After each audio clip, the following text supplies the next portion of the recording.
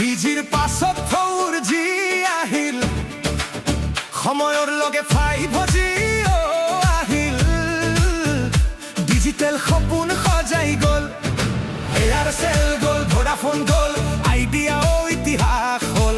প্ৰযুক্তি আজি আগবাঢ়ি গ'ল, কিন্তু চিগনেল কিয় ৰৈ গ'ল? মানুহে কয় 5G লগা গতি হ'ব বহুত বেছি, কিন্তু বাস্তৱ পথত নামিলে কিয় চিগনেল যায় ইমান কমি? কিনো তোমাৰ মায়া, আজিকালি তোমালোকৰ নীতি নিয়ম কিয় ইমান ঢিলা? গোটেই দিন বিচাৰিলেও চিগনেল নাপাওঁ কিয়? 4G এৰি 5G ল'লো, আশা আছিল বহুত ডাঙৰ।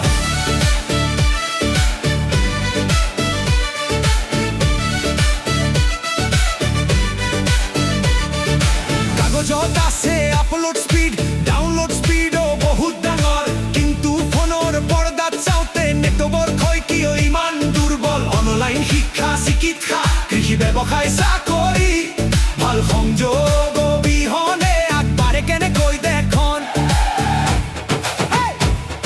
এদিন শুনিল ভাৰতৰ সৰ্বাধিক দ্ৰুত নেটৱৰ্ক, সেই প্ৰতিশ্ৰুতি আজিও মানুহে মনত ৰাখিছে। বিশ্বাস ভঙা নহওক, প্ৰতিশ্ৰুতি হওক বাস্তৱ, শক্তিশালী সংযোগেই ডিজিটেল ভাৰতৰ ভৱিষ্যত। নেটৱৰ্ক শুনা জনতাৰ মাত, প্ৰতি গাঁও প্ৰতি চহৰ পাওক সমান সংযোগৰ অধিকাৰ। 6G অনাৰ আগতে 5G হওক সঁচাকৈ শক্তিশালী, বিশ্বাস গঢ়ক, সেৱা উন্নত কৰক, সেয়াই হ'ব সঁচা সফলতা।